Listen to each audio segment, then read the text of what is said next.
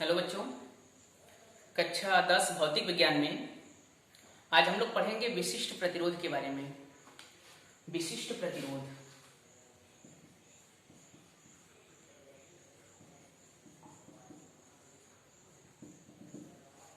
तो विशिष्ट प्रतिरोध जानने से पहले सबसे पहले हमें ये जानना पड़ेगा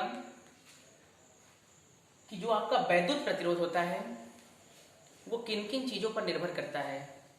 जब हमें ये पता होगा कि वैद्युत प्रतिरोध किन किन चीज़ों पर निर्भर करता है, उसके बाद हम विशिष्ट प्रतिरोध पढ़ेंगे तो ज़्यादा अच्छा समझ में आएगा।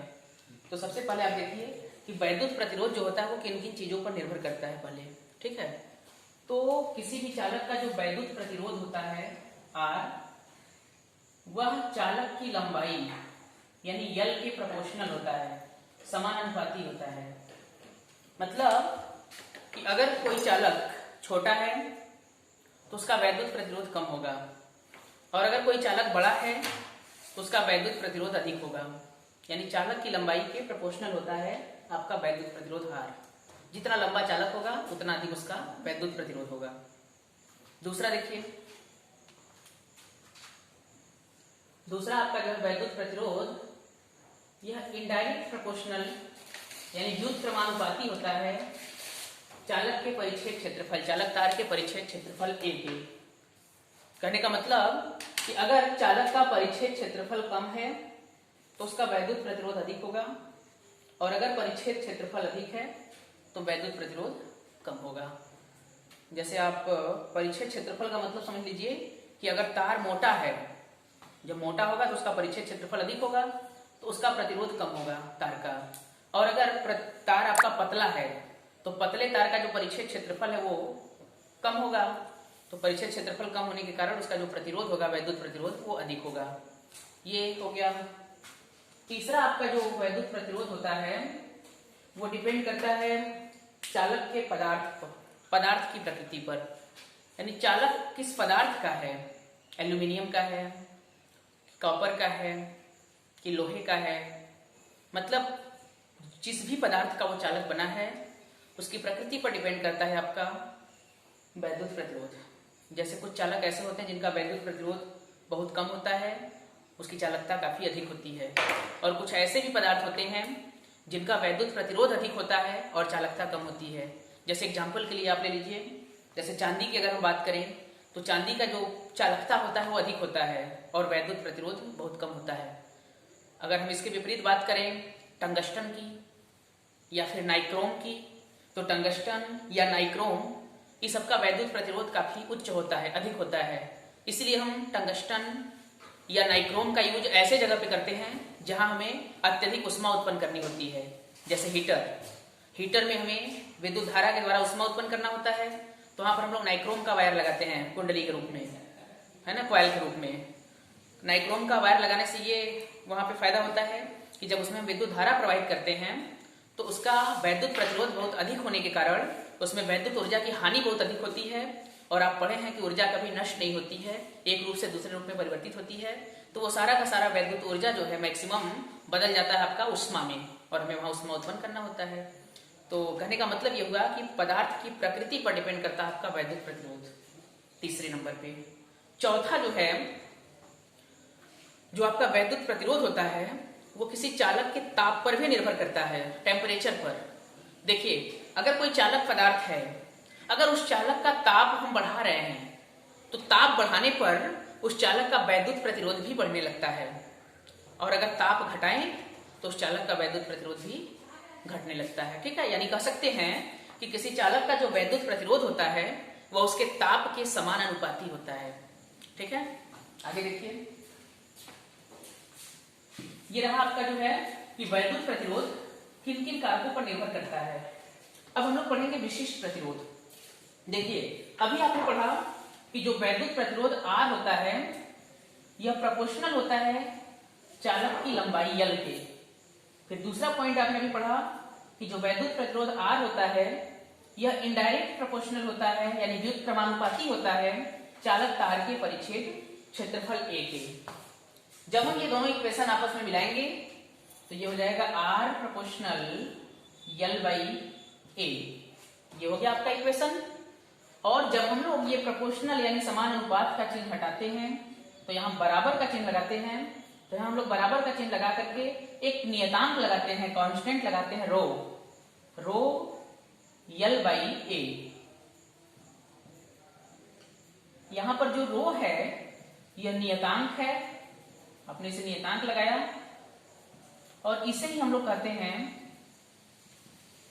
चालक के पदार्थ का विशिष्ट प्रतिरोध। इसे ही हम लोग कहते हैं चालक के पदार्थ का विशिष्ट प्रतिरोध। ठीक है, तो इस प्रकार अगर हम बात करें विशिष्ट प्रतिरोध रो का,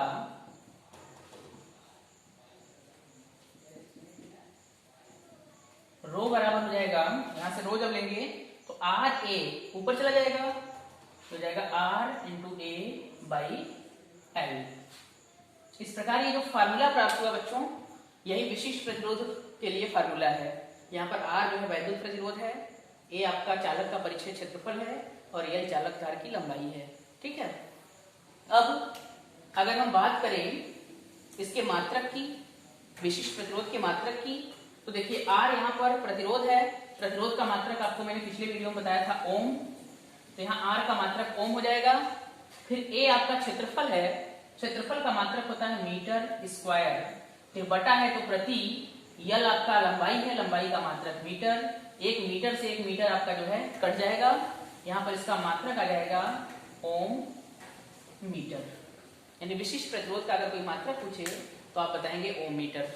ठीक है, अब देखिए विशिष्ट प्रतिरोध का परिभाषा, विशिष्ट प्रतिरोध की परिभाषा हम कैसे देंगे, ये आप देखिए। किसी भी राशि की जो परिभाषा हम देते हैं उसके फार्मूले से ही दे सकते हैं। अब फार्मूले से कैसे देंगे परिभाषा, पहले ये समझिए। जैसे यहां पर देखिए रो बराबर आर ए बाई यल है, यहां पर ए और यल इन दोनों का वैल्यू अगर एकांक मान लिया जाए, जैसे ए का मान मान ले 1 मीटर स्क्वायर और यल का मान मान ले 1 मीटर, तो हम लोग देखते हैं कि जब ये दोनों एक हो गया, 1 हो गया, एकांक हो गया, तो रो जो है वो बराबर हो जाएगा आर के, है ना। जब यहाँ 1 और यहाँ 1 रखेंगे तो आर बराबर रो होगा। अब देखिए परिभाषा कैसे देंगे, किसी चालक के पदार्थ का विशिष्ट प्रतिरोध जो होता है रो, वह उसके वैद्युत प्रतिरोध के बराबर होता है। कब बराबर होता है, जब चालक की लंबाई एकांक हो और उसका क्षेत्रफल भी एकांक हो, है ना, यानी लंबाई 1 मीटर हो और क्षेत्रफल भी 1 मीटर स्क्वायर हो। या दूसरी भाषा में हम इस डेफिनेशन को बोल सकते हैं कि यदि कोई ऐसा चालक तार लिया जाए जिसकी लंबाई और उसके परिच्छेद क्षेत्रफल दोनों एकांक हो, तो उस चालक तार का वैद्युत प्रतिरोध ही उसके पदार्थ का विशिष्ट प्रतिरोध कहलाता है, यानी दोनों बराबर हो जाएंगे आपस में। ठीक है, ये रहा आपका विशिष्ट प्रतिरोध का परिभाषा।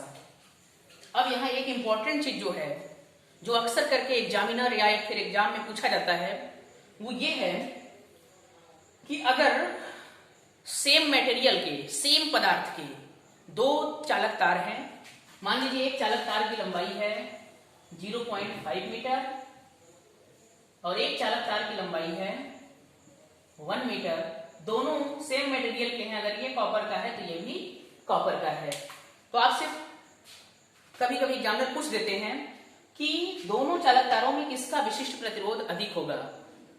तो बच्चों ध्यान रखिएगा, विशिष्ट प्रतिरोध जो होता है वो क्या है, नियतांक है, यानी ये किसी चालक के पदार्थ के लिए फिक्स होता है। अगर कोई चालक तार एक ही पदार्थ का बना है तो वो चाहे कितना भी छोटा हो चाहे कितना भी लंबा हो, उसका विशिष्ट प्रतिरोध कभी नहीं बदलता, केवल बदलता उसका विद्युत प्रतिरोध आर। ठीक है, तो ध्यान रखिएगा, अगर एक ही मटेरियल के दो तार हैं, एक छोटा और एक बड़ा है, तो दोनों का विशिष्ट प्रतिरोध समान होगा, अलग नहीं होगा।